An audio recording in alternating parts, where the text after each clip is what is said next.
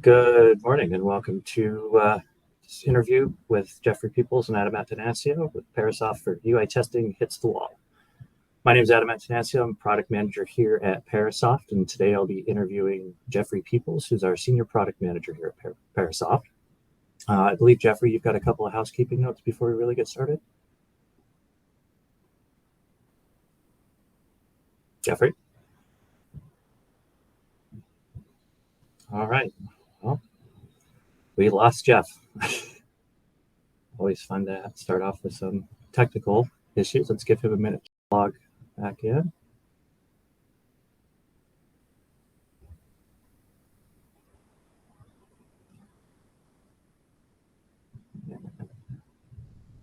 Seem to be having a few technical difficulties here. So one moment, folks. Sorry about that.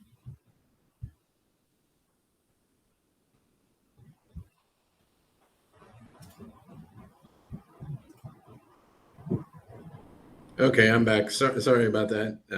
Had some technical difficulty there. No problem. I'm actually in the Parasoft office, and that occurred, so I wasn't able to do anything about that. Great. So if you want to pop up your slides again and stop the slides that are trying to pull up. Okay. It looks like the slides are showing on my screen. Okay, now. Okay. Share the screen. Okay, did you take them through the... No, so let's go through the housekeeping really fast. So we are doing this live, obviously, if you can tell. So technical difficulties do happen there. Couple housekeeping notes. There is a way that you can ask questions throughout this interview that we're doing. So if you have some questions that come up, we do have somebody monitoring those, and we may answer them during the interview, or we may hold some of them until after the interview. There is some video that may play through this, and if it comes up a little blurry, you can actually change the resolution on your end. The default with BrightTalk is it's not super high resolution, so sometimes you can make that change and make it get a little bit clearer. So, all right, Jeff. Well, you ready to get started?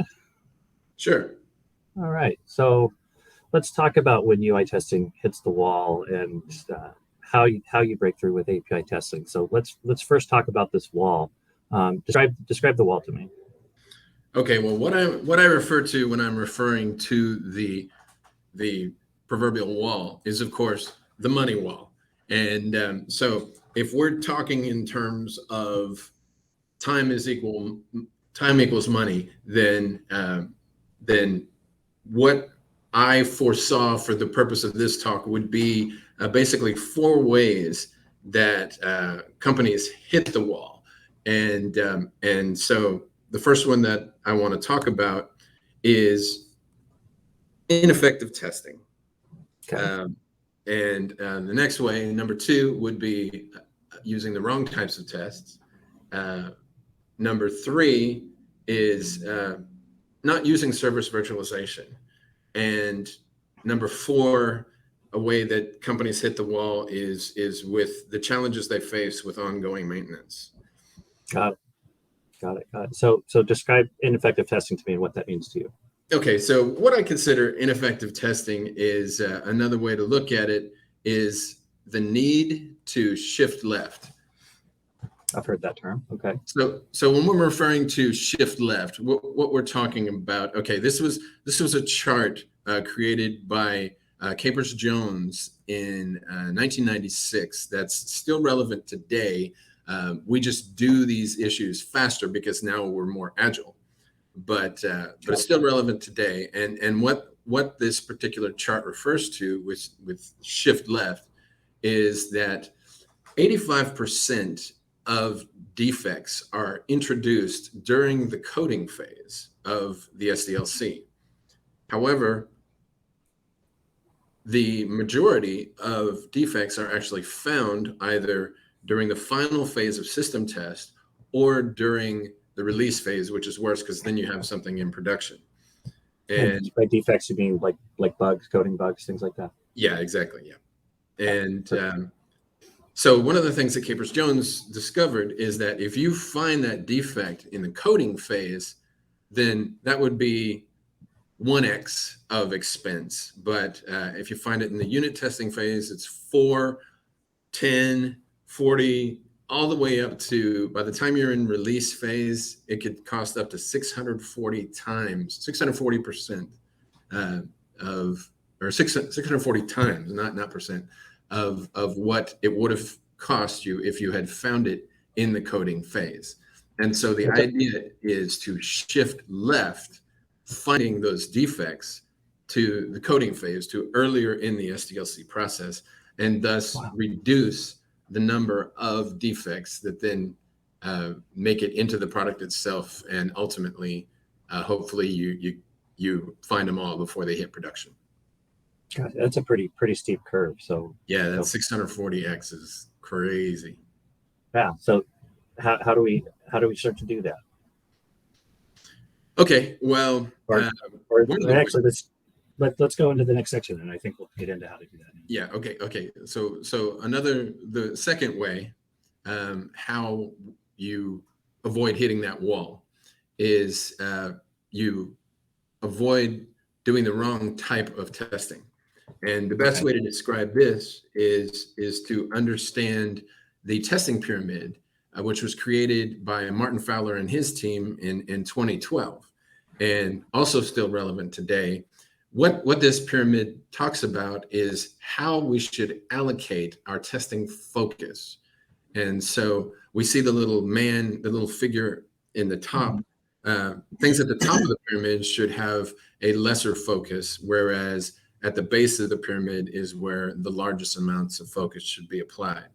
And the reason why is that your API tests and your unit tests are much easier to diagnose whenever there's a problem, and they're just easier. And with APIs and unit tests, it's all automated. Whereas as you're going up the pyramid, you want a lesser focus on complex, manual, late cycle end-to-end testing. And and one of the things that Parasoft adds to this pyramid, to Martin's pyramid, is that we believe that a great amount, a basis, if you will, of testing should be in the code analysis for reliability and security area. However, whenever we look at the industry, what we see is more of what we call the ice cream cone, where you have a majority of testing in that manual level that should be where your minimal testing is. And then as it proceeds down, so the idea is what we want to melt the ice cream cone into the pyramid. However, whenever the type of manual testing you should be having would be like testing UI, testing just general general input or user experience, things like that. That's kind of done more in the manual layer. Yeah, you do have to test your API. That's definitely required. But whenever many people are actually testing their backends, I mean, did I say your API? You need to test your UI. And so many people are essentially testing their backends via their UI, and that should be pushed down to where you of course have to test your UI, but as you proceed further in your testing, take care of all the clicks and drop downs and all that. But once you've got that, don't be testing your backend with your UI. Switch focus to UI testing. Great. Switch focus to API testing. And so, however, when we actually talk to our customers before implementing Parasoft, it's even worse. And what we call it's not a ice cream cone. It's actually a martini glass, and we have the majority of testing still up in this top area of the manual testing. But then they're either doing such minimal automated UI and API testing and unit testing, or they just skip API testing altogether. And so we want to melt this ice cream cone and melt this martini glass into the pyramid. And so that would be applying the proper types of testing, which was that second way of hitting the wall. So let me give you an example. Okay, so what we've found is that whenever the testing is done at the UI level, it has a certain load, a certain time limit and requirement. Okay, but what we found is if you go from the UI level to the API level for testing the backend, then we have an actual live real world scenario where we had a client who had a UI test testing their backend that was taking 20 minutes to run in the browser, and so a test was able to break that down to 48 seconds using the API. So that's a 25x time improvement. And so that was brought by testing the API before it gets to the UI test part, right? The API is being done prior to UI. Yeah, yeah. How we did this particular one was that we took Selenic, which is our UI front end testing application, and we combined it with Smart API, which is our AI driven smart test generator. To generate those API tests. And so when we did that, we were able to achieve that 25x time improvement. And this is basically done with our Parasoft Recorder, where you have the ability to record those clicks and actions as well as your API traffic. And then you basically go through the process once, and just standard, like this is just going through a real online store scenario where I just do my checkout, etc. And then once I'm finished, I just say stop the recording, and then it prompts me and it says, where do you want to save those clicks and those actions? And here's where you can actually tie it to your work management systems like TeamForge or Jira or Azure DevOps. And then once you've saved those clicks, it then asks you how you want to save your actual traffic. And then what that does is that communicates directly with SOA test and generates that API test for you. Got it. So it looks like it's easy as recording a macro.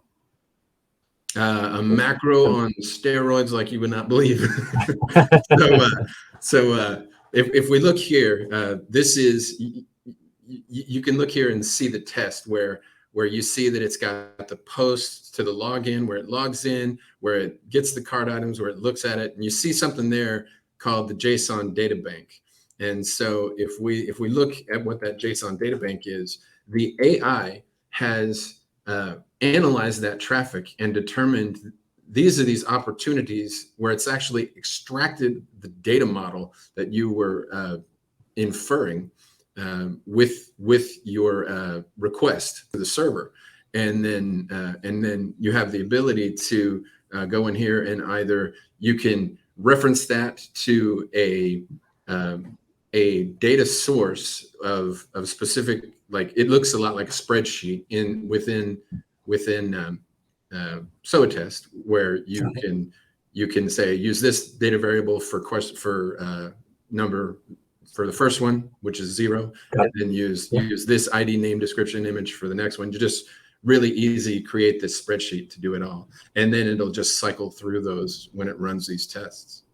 And then and what else is cool is that if you look at this in this particular one, what we're doing is we're using one of those variables from the previous test. And so you see here where the URL says test3:ID. And so what that's saying is whatever the server returns as the ID from test number 3, now apply that value to this request as we send it to the server. And it also has the ability, you can also apply asserters where it says, I want this to be 1, 2, 3. I want that particular variable to have a value of 1, 2, 3, and then that will determine whether the test either passes or fails. Great. Okay. And so obviously, if you wanted to build these by hand, that would be a long process, but this was all done just a couple of seconds whenever we ran through our process once. So the AI caught all of the API traffic, all the calls that were happening in the backend during the UI test, and built test assets based off that. Absolutely. Am I understanding that correctly? Perfect. Yes. Yes. Great. And so once we're now doing the right types of testing, where we're testing our backend using APIs rather than the UI itself, we open our world up to just a whole different possibility. And so that actually brings me to the fourth way people hit the wall is the third way. Yeah. I'm looking at 4 ways, right? Okay, so yeah, the third way that companies hit the wall is by not using service virtualization. Okay. And so if I were to describe service virtualization, if we look at this example where we have our AUT, our application under test, and it's using an API to hit this backend cloud service. So what service virtualization allows us to do is to generate a mock of that cloud service. And the reason you want to do this is what we call the ABCDs of test environment destabilizers, where if we look at A is for availability, where that cloud service that your application under test is trying to access may not even be available, or it may only be available at certain times. And so that's a challenge that many companies face in dealing with their backend services. But when you virtualize, that's available to you whenever you need it. Second is behavior. Now that also whenever you do have the availability, it may not be in the state in which you need it to be in. And so virtualizing provides you the ability that whenever you create this virtual asset, it's in the exact state you need it to be in. And you can even tell virtualize to, for instance, respond with error situations. And it's actually more difficult to do that in a production environment against a live asset. Okay, that makes sense. C is for cost. Cost kind of goes without saying, but and has dependency on those others mentioned.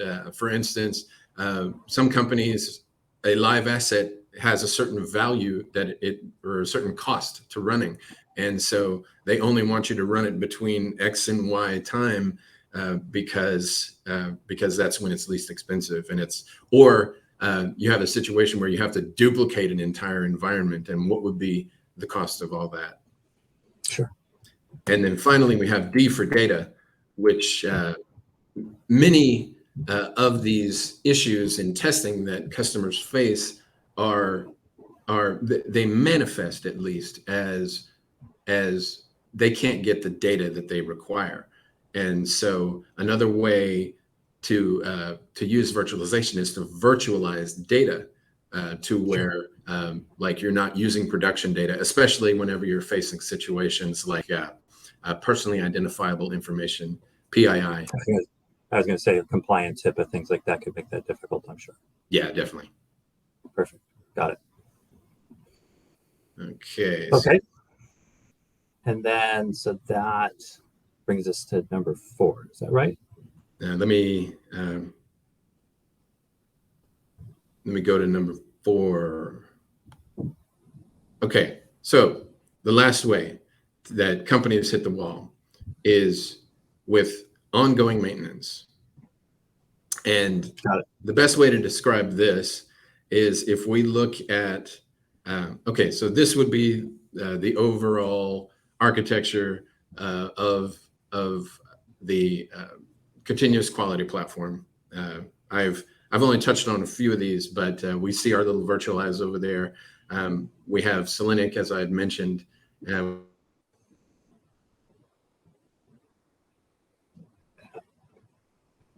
Jeff, we lost you.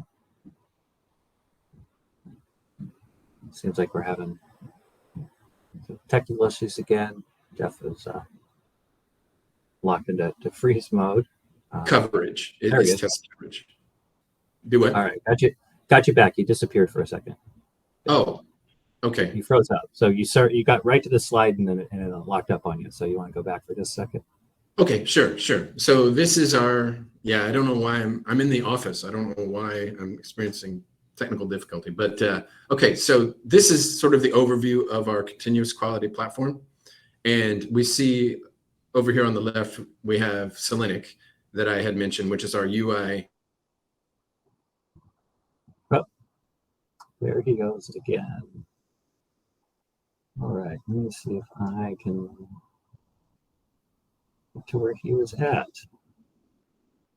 In the meantime, feel free to list any questions if you guys have any questions, and we'll get those answered for you.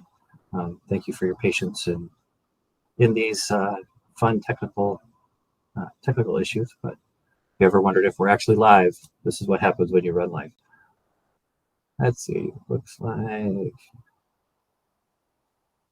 we got the slides coming over, and let's see if we can walk through the rest of this. As soon as we get these slides. So I know some of the things that Jeff was going to be describing here deals with the entire suite of automation that we have within Parasoft. So I might be a little rough at this. I'm new here at Parasoft. I've been here for about 3 months, which is why I was doing this interview with Jeff. But I will try to go through this as best I can. So Selenic is the product that we have that looks through when you're doing your UI testing and creating those manual tests. It's something you can use with Selenium. It kind of adds a lot of features and functionality to Selenium to do that. Let me see. I don't. All the automations that were in the slides aren't working from here. So again, that technical side. So we can use Selenium when you're running with Selenium. That will allow you to test, check your backend, and see when you're creating that manual test what all the API calls are doing. Those API calls get turned into their own test assets themselves, where you've already got all the different test assets there. And those assets can then be used to check each individual piece of the API as an individual test. You can then virtualize all of that information so you can run it at any time, not have to worry about the infrastructure resources that are needed or data resources that are needed, because you can virtualize all that. And from there, you can actually then push that into creating your load test and put your application under load using that same set of test assets that you created from the manual test in the beginning. And then beyond that, you can even take that into checking your test impact. So you make some changes to your code. You currently have 150 test assets that you're running, but the code that you made changes to only affects, say, 10 of those tests. So instead of running the entire test asset all the way through, you can just see which tests are effective, which bits of your data are affected by that, and run just those tests, therefore improving that time over and over again. And so that, again, that speeds up time. And this is a graphic that's not working here in BrightTalk for right now, but this would show all of the tests that you're running when you make some code change. Let me see if we can get one that works. As you're building your application, you're stacking and making more and more tests. And every time you run this, it takes a little bit longer, a little bit more time to run your test. With test impact analysis, which is something you can do within the Parasoft suite of products, we could take a look at those changes that have happened in your test and just pick out the tests that need to be rerun based off of those changes that you made at the code or UI level.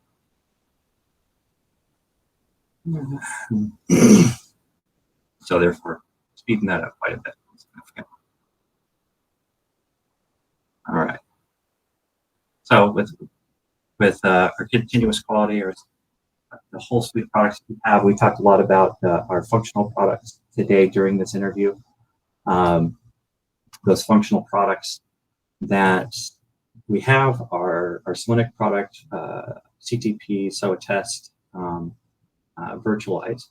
We also have some code-based services as well, where we check C and C++, JTest, and dot test code analysis and unit testing and code coverage. So we have a full suite of products and services that work on a different level. And there's Jeff. He's back. Hey, Jeff. I can't tell. I have no idea where you lost me. So. Well, I am at the Parasoft continuous quality circle slide now. I did the best I could, trying to keep up. Don't know how we lost you there. Yeah, I don't know where I fell off, but so we made it all the way to this slide. We made it all the way to this slide as best I could. Okay, fantastic. we do have a great question that popped up though, and okay, that's awesome. And so I see you are recording the test UI. How do you do the API when the UI is still under development? Well, because generally whenever we're developing the UI, the API is complete, or at least far enough along to where you can then call it. And so you can actually just create the API tests. You don't need the UI recording to do it. You can actually just create the API tests directly, and then you essentially remove the UI as even an issue once you move from your focus from UI testing to API testing. Got it. Now, I also imagine that you could take that while you're building the UI out. You're going to be doing testing while you're building the UI, right? Step by step. Yeah. You're going to have the developers who have created their tests, and you can leverage those as the QA. One of the ideas of shifting left is that you sort of create this integration of the teams where the teams are all helping each other out and reusing each other's test assets.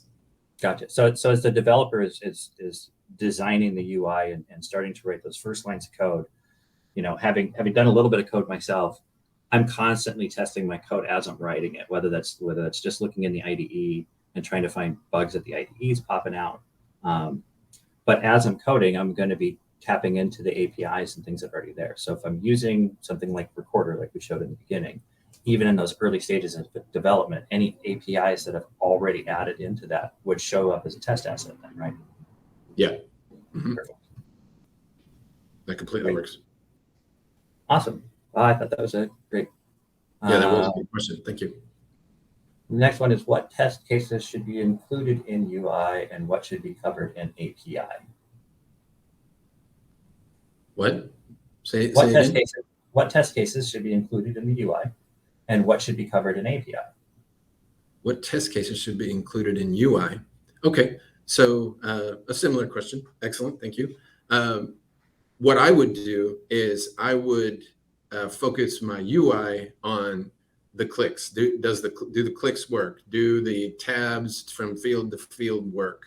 So where you're just testing the UI. Does the logo show up in the right spot? Things like that. Yeah, and do all of the full UI testing to test it. But once you're testing different scenarios offered by the API, at that point, that's where you want, rather than having to run a UI test every time you want to, now that you're sure that your UI works the way you want it to, remove it from the equation, and you're only testing the APIs at that point. And then you can test all the various scenarios. Or just like I had mentioned, if you're doing service virtualization, you can actually you can set error situations, right? That where you're testing errors as well as the happy path. Got it. Great. All right. I think we got those answered. So I think we can move on. I see there's another one. No, that was the two. Just got those. Okay. Okay. So got it. Okay. Great. Okay. And so want to talk a little bit about this, and then you have a couple more slides that you wanted to talk about, and we can go forward with that. Okay. I was just I have this arsenal of slides in case any question came up that I would be able to better demonstrate. But sure, I can go through some of those as I was seeing them. So one of the things that I did want to mention, let me go back to where it was. No problem. Okay. Yeah, you cut out at the traffic cop slide, so. The traffic cop slide. Yeah. Oh, okay. Well, this right before test impact.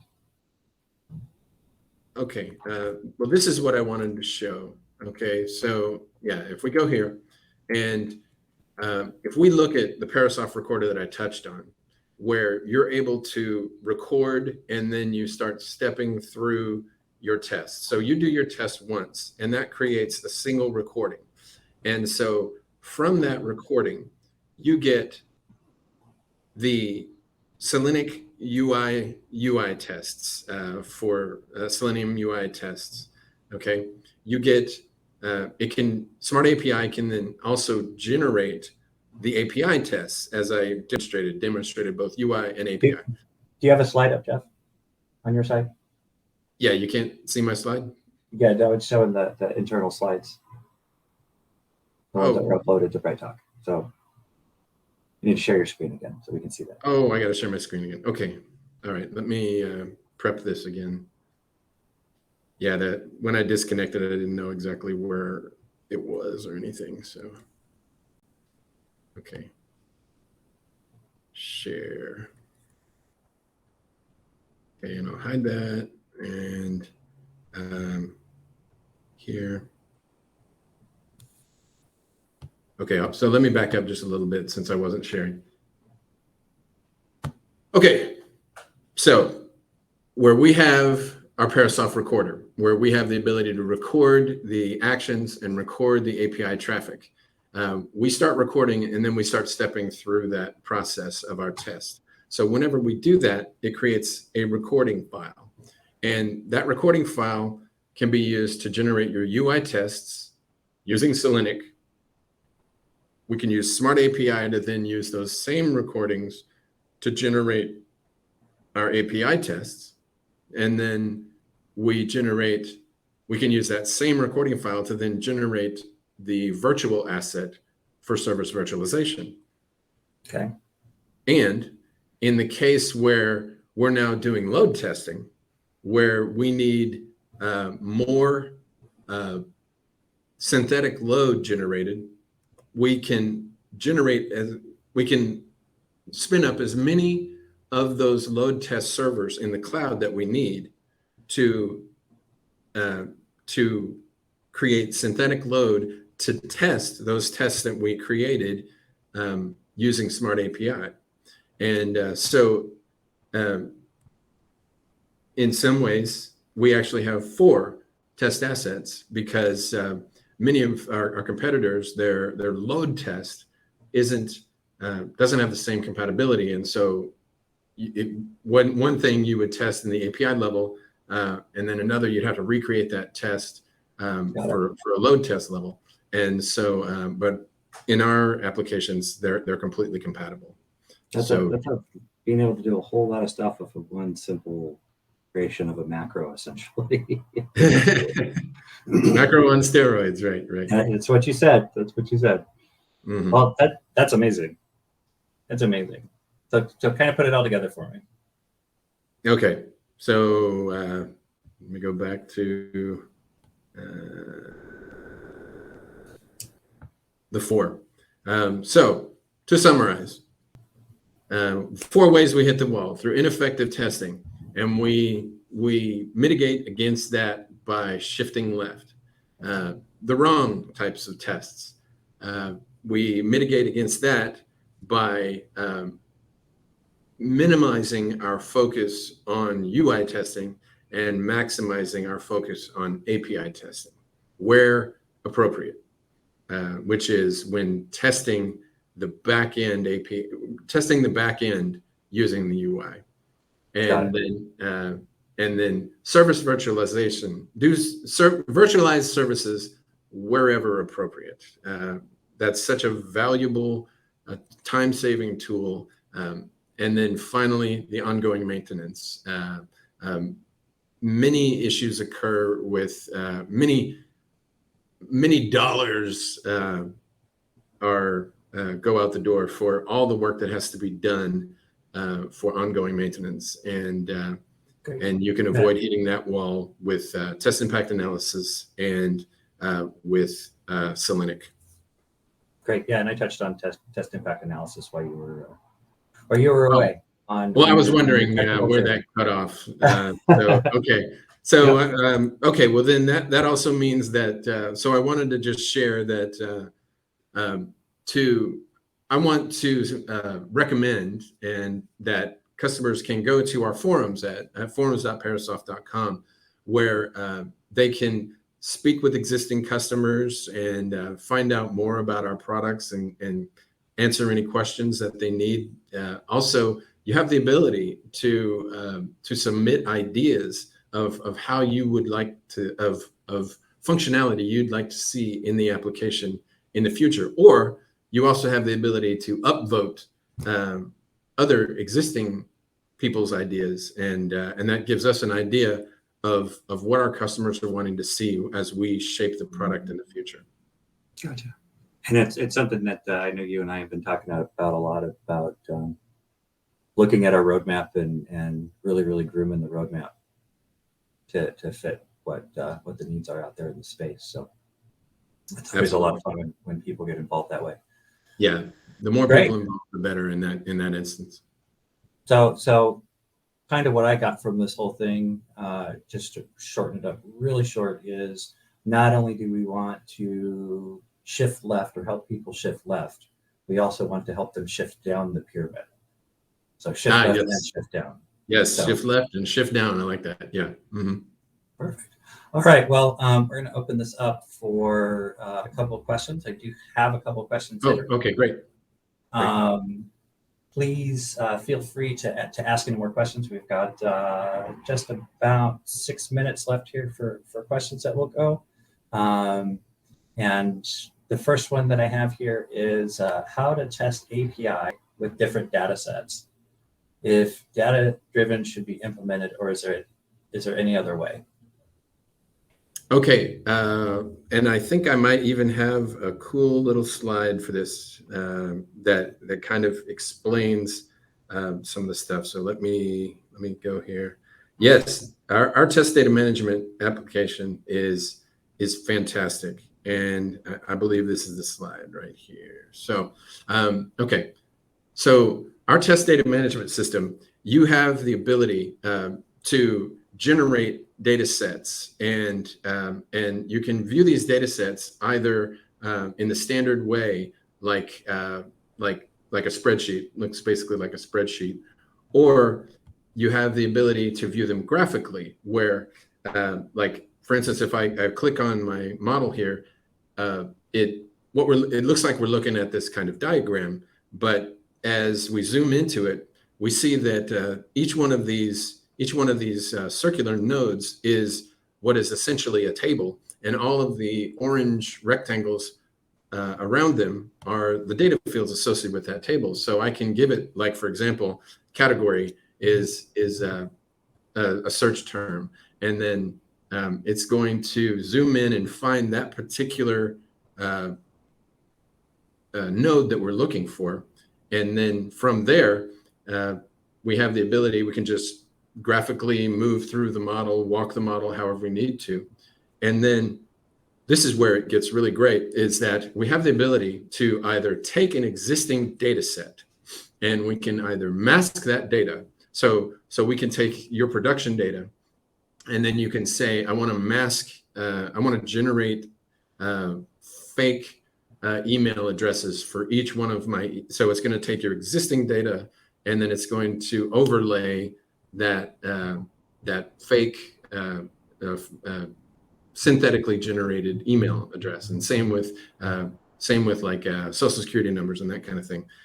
So one way is to mask your data, or you can just say generate data completely from scratch using the data that I have, and then it will actually generate every field with just completely made up, probably A, B, X, R, Y, whatever pattern. Like if you think about a social security number, how it's three numbers, two numbers, three numbers dash, two numbers dash, three numbers, and so or four numbers, and so you can either go through and tell the data that you want this pattern for this field, or what's really great is that there's one more area here where you can say that you want to infer constraints. And what infer constraints means is go through, have the AI analyze my data, and then produce data that matches those patterns. And so from that you can generate just about any test data that you require for your tests. Gotcha. All right. Thank you for answering that one. The next one we have is, what about for mobile testing? For mobile testing, what we have is the ability to emulate or virtualize the backend of a mobile application. And so from there, you can, from your mobile or your mobile simulator, you can use it to fire tests at the virtualized backend asset. Great. And then the last question I have here is, does CTP support UI test execution? Yes, because CTP, because you have the ability to create browser playbacks in SOA test. And so if you did need to do UI testing in SOA test, we do have that ability. So then CTP would basically just be running those browser UI tests. Perfect.